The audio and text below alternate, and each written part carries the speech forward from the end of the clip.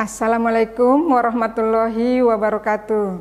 Salam sejahtera bagi kita semua dan salam ekonomi. Pemirsa SCTP dalam program acara Unpam Mengajar, apa kabar semua hari ini? Semoga kalian semua selalu diberikan kesehatan serta selalu diberikan rezeki yang tidak terhingga oleh Yang Maha Kuasa. Amin, amin. Selamat berjumpa kembali dalam Ujar Unpam Mengajar. Sahabat Ujar, saya Ibu Maswarni, dosen program studi manajemen S1, akan menemani Anda sekalian dalam mempelajari riset operasi pada materi perkembangan linear programming. Materi ini akan disajikan sampai beberapa video ke depan, jadi jangan sampai terlewatkan dan jangan beranjak dari tempat duduk kalian.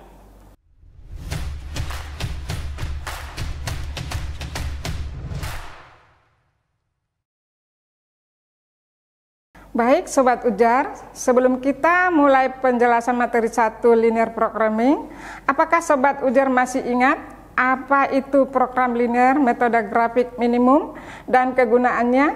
Salah satu cara dalam menyelesaikan persoalan penempatan sumber-sumber daya yang terbatas dari program linear metode grafik. Aktivitas-aktivitas yang berbagai pilihan adalah dengan program linear atau linear programming. Programming linear adalah suatu cara untuk menyelesaikan permasalahan yang sering dihadapi para manajer dalam hal pengambilan keputusan tentang pengalokasian yang mungkin dari tingkat aktivitas-aktivitas tertentu yang bersaing dalam hal penggunaan sumber daya terbatas untuk melaksanakan aktivitas-aktivitas tersebut. Program integer adalah linear program di mana variabel-variabelnya bertipe integer atau bulat. Program integer digunakan untuk memodelkan permasalahan yang variabel-variabelnya tidak mungkin berupa bilangan yang tidak bulat atau bilangan real. Seperti variabel yang mempresentasikan jumlah orang atau benda, karena jumlah orang atau benda pasti bulat dan tidak mungkin berupa pecahan. Program integer juga biasanya lebih dipilih untuk memodelkan suatu permasalahan karena program linear dengan variabel berupa bilangan real kurang baik dalam memodelkan permasalahan yang menuntut solusi berupa bilangan integer. Misalnya, variabel-variabel keputusan jumlah cabang bank di daerah berbeda di suatu negara. Solusi pecahan tentu tidak dapat diterima dalam keputusan bank. Pengertian linear programming metode grafik minimum. Metode grafik adalah metode yang dapat digunakan dalam menentukan solusi permasalahan dalam linear programming. Metode ini sesuai dengan namanya adalah dengan grafik untuk penentuan keputusan. Di sini seluruh fungsi kendala digambarkan dalam grafik. Kemudian keputusan diambil melalui perhitungan dari fungsi yang digambarkan dalam grafik tersebut. Metode grafik pemakaiannya adalah terbatas, yaitu hanya untuk 2 variabel keputusan. Jika terdapat lebih dari 2 variabel keputusan, maka metode grafik tidak dapat digunakan, tetapi dapat diselesaikan dengan metode simplex. Linear programming dikenal dengan 2 macam fungsi. 1. Fungsi tujuan, yaitu menggambarkan apa yang ingin dicapai perusahaan dengan menggunakan sumber daya yang ada. Fungsi tujuan digambarkan dalam bentuk maksimasi, misalnya untuk laba, penerimaan, produksi, dan lain-lain, atau minimasi, misalnya untuk biaya. Biasanya dinyatakan dalam notasi Z. Yang kedua, fungsi kendala, yaitu menggambarkan kendala-kendala yang dihadapi perusahaan dalam kaitannya dengan pencapaian tujuan tersebut, misalnya mesin, tenaga kerja, dan lain-lain. Untuk kasus programming, kendala yang dihadapi berjumlah lebih dari 1 kendala. Fungsi tujuan berbentuk minimasi. Secara umum, bentuk normal metode simplex untuk fungsi tujuan adalah maksimasi. Akan tetapi, tidak tertutup kemungkinan fungsi tujuan berbentuk minimasi. Langkah yang diambil apabila fungsi tujuan berbentuk minimasi adalah dengan mengubah ke dalam bentuk minimasi, yaitu dengan mengalihkan dengan -1.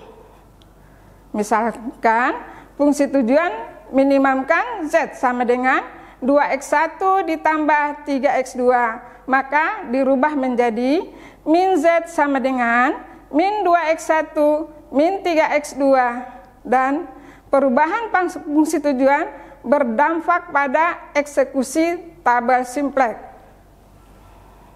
yaitu pada hasil akhir dikalikan dengan -1, karena fungsi tujuan mengalami perubahan dari minimasi ke maksimasi dengan cara dikalikan dengan -1. Bagaimana jika ada sejumlah, katakan M buah, sumber yang terbatas yang harus dialokasikan di antara sejumlah, katakanlah N buah, aktivitas yang bersaing seperti gambar di samping. Dapat kita lihat bersama-sama.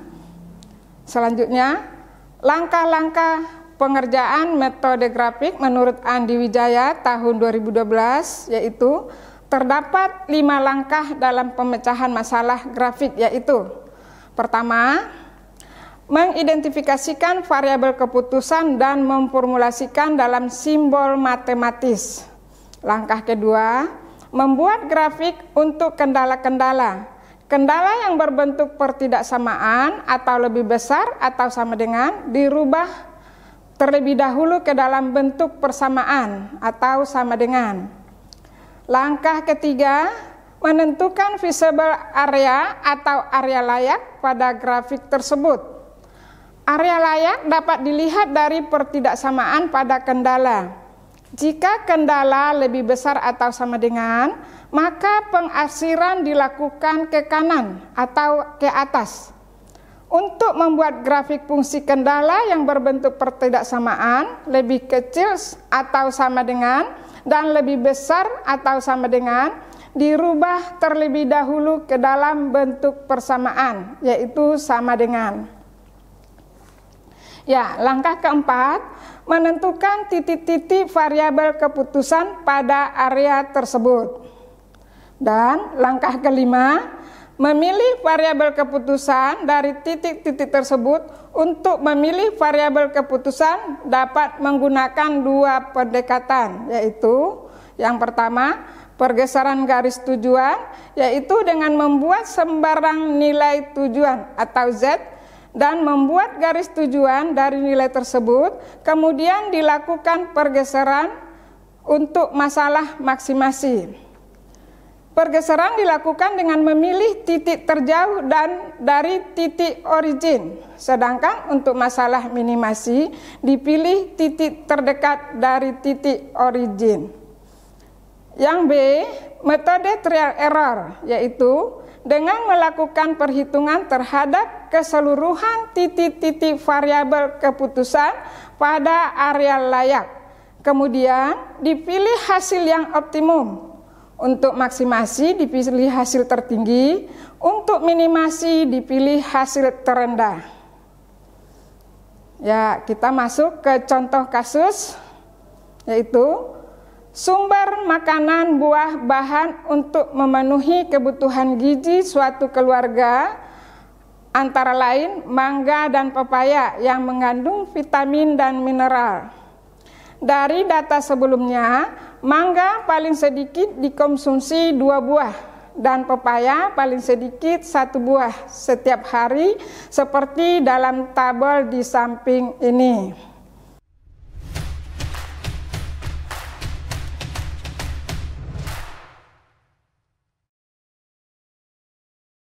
Baik, sahabat ujar, tadi sudah saya paparkan materi terkait linear programming.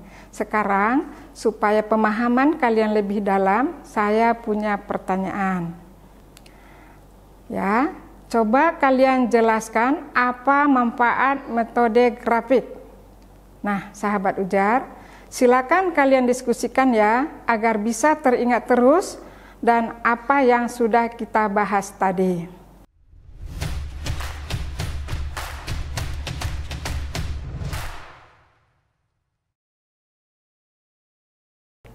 Sahabat Ujar, kita sudah berada di penghujung acara. Dari materi yang sudah saya sampaikan, bisa disimpulkan bahwa 1. Metode grafik fungsi minimum. Yang kedua, tahapan-tahapan dalam riset operasi.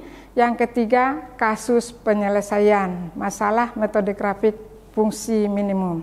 Sahabat Ujar, demikianlah materi linear program kali ini. Sekian materi dari saya Ibu Maswarni undur diri. Sampai ketemu kembali di episode berikutnya. Wassalamualaikum warahmatullahi wabarakatuh. Tetap semangat, salam ujar dan salam ekonomi.